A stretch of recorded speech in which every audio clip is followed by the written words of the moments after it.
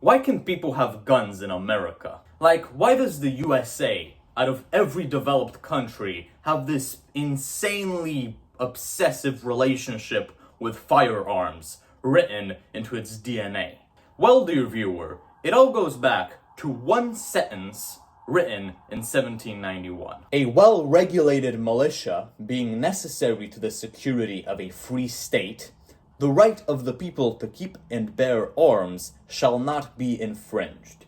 That right there is the Second Amendment, and it's been shaping American culture, politics, and violence for the longest time. And ever since then, people have been debating the meaning of that sentence.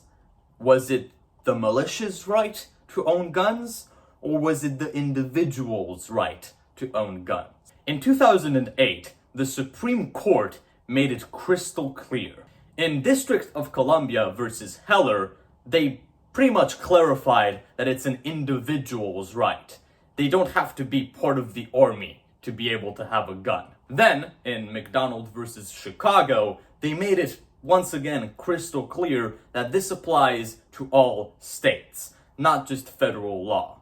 Then, in 2022, the Bruin decision went even further, stating that gun laws are unconstitutional unless they are fitting to America's history and tradition. So yeah, today, in 2025, the right to own and carry guns is one of the most protected rights in the entirety of the United States of America. But that was not always the case. In the 1930s, 1934, I think, to be exact, after many gangster and prohibition-related shootouts, the USA passed its first gun control act, I guess, the National Firearms Act. It taxed guns and short-barreled shotguns, trying to control the chaos a little bit. Then, after the very unfortunate assassinations of John F. Kennedy, Robert Kennedy,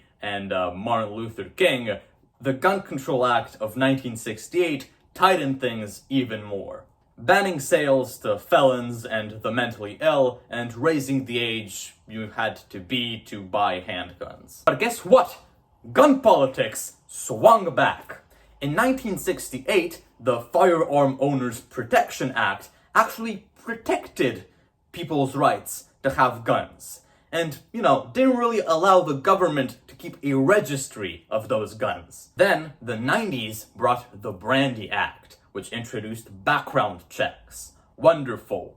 And also the assault weapon ban, which sadly expired in 2004, more than 20 years ago. So now, in 2025, who can have guns? Well, in general, any US citizen over the age of 18 for rifles, and for handguns, 21.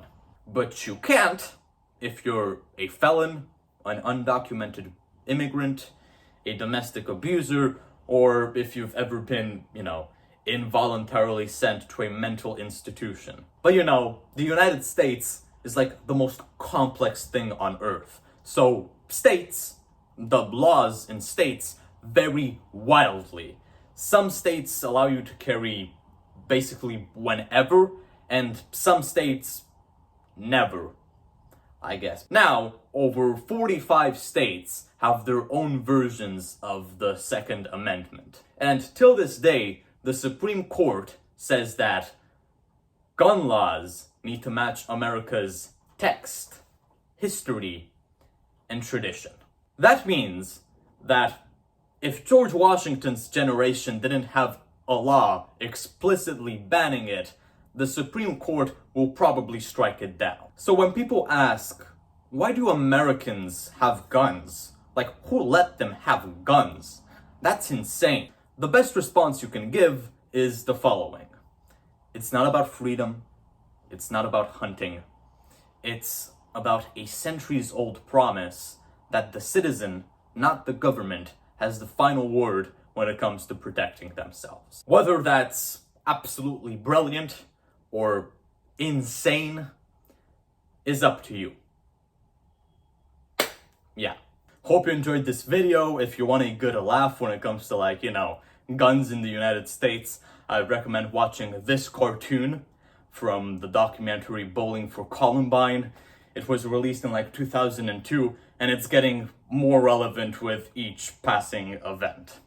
So yeah, I'll see you later, and smarter and stronger and more armed than ever, I guess.